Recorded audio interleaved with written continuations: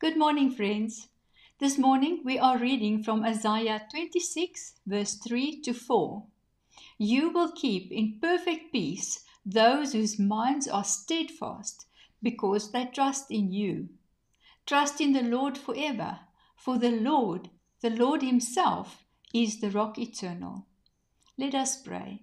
Father, I declare that you are the rock eternal.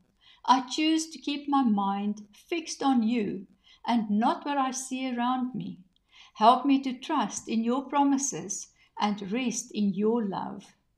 Teach me to surrender my thoughts to you so that I may experience the calm and assurance that come from knowing you are in control.